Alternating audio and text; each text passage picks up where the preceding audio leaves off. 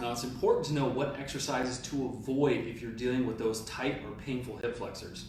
And you're going to recognize these because they feel like they're doing something, and you might feel kind of immediate relief, but if it's not long-lasting relief and you're doing it day in and day out with that same nagging hip flexor issue, what's the point? Like, guys, the goal is always to get results, and also the ones that kind of last. That's what we want. We don't just want a temporary fix. We want lasting results. So you guys ready for this? All right, now this first one I know we have all done because I've done it. I see it every single day in the gym, and it's that classic kind of half kneeling stretch. I'm gonna pop up real quick for you. So we've all seen this where you get in this kind of lunge position, you tuck your pelvis, and you're like, that feels really, really good. Now, there's nothing inherently wrong with this stretch, but if you have something that's irritated and pissed off, you're not gonna wanna do this. You wanna go strengthen that stuff. Then if you strengthen it, that'll allow the body to be like, oh, yeah, we can go stretching now because he's not pissed off and weak anymore. He's strong and now he's ready to be stretched.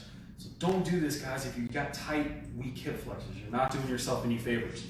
Now this next one, oh man. This next one makes me cringe because we used to say it hurts so good. And it's taking that good old lacrosse ball or even like a softball and just jamming it right in front of the front of your hip flexor. I used to do this every single day, and it was so painful, like tears running down my face. I looked like a giant tomato down there. It was awful. However, somebody once told me, why are you gonna beat up tissue that's already irritated?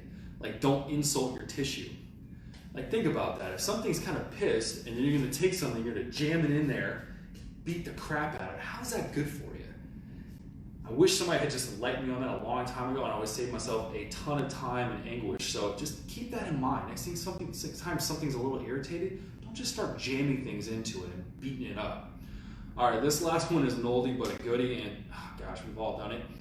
And I don't have to demo it because if I say standing toe touch for your hamstrings, you automatically know what that is. Now, how many of us out there, including yours truly, have done this stretch for like 30 seconds and expecting it's going to make a difference? Like, nobody ever got flexible stretching their hamstrings for 30 seconds.